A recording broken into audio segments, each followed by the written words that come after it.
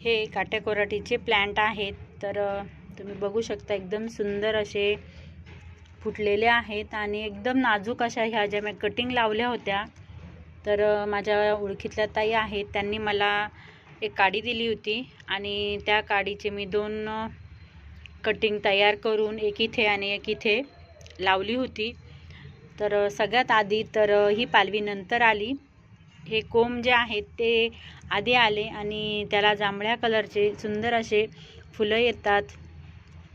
त्याचबरोबर खूप सुंदरही वाटतात आणि काटेकोराटी हे प्लांट अशा आहेत की यामध्ये भरपूर असे वेगवेगळे कलर्स आहेत आणि आपल्या गार्डनची शोभाही वाढवतात। तर ओम साईराम, तुमचे माझ्या व्हिडिओमध्ये स्वागत आहे। व्हिडिओ कुठेही न स्किप करता पूर्ण बघा आणि आवडल्यास लाईक करा। तर त्यांनी मला एक छोटीशी कटिंग दिली होती आणि ती मी ॲलोवेराचे जे पान आहेत त्यामध्ये थोडीशी डिप करून 2 ठिकाणी त्या कटिंग लावल्या होत्या। तर सर्वात आधी ही कटिंग माझी ग्रो झाली आणि एक आश्चर्य म्हणजे तर पानं आधी येण्यापेक्षा त्याला सगळ्यात आधी तर हा जो आहे तो फुलांचा कोंब आला आणि याला छानसे जांभळ्या रंगाचे फुलं यायला लागले।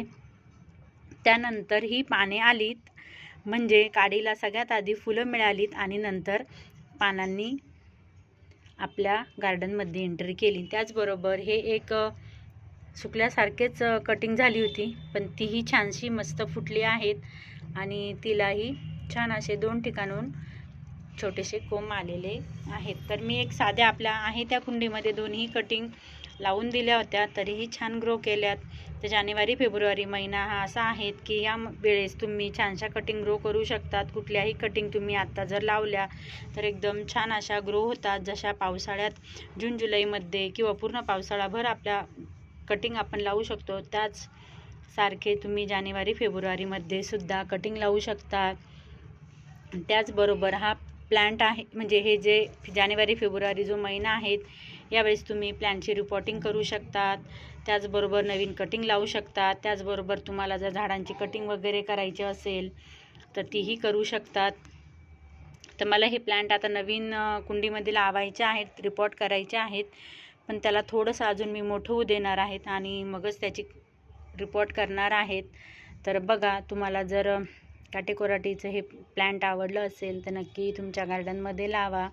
आणि लावण्याचं जर म्हणाल तर याला अशी वेगळी काळजी काही घ्यायची गरज नाही। भरपूर असा सूर्यप्रकाश द्या, वेळच्या वेळी माती सुकल्यानंतर पाणी द्या आणि आपण जे इतर प्लांटसाठी जी माती तयार करतो, म्हणजेच 40% माती घ्या, थोडं कंपोस्ट घ्या, थोडीशी वाळू घ्या, त्याचबरोबर नीमखली असेल तर नीमखली घ्या आणि हे प्लांट मी आता तेव्हा रिपॉट करणार आहे। तर तुम्हाला मी माती कशी घ्यायची हे नंतर सांगेलच।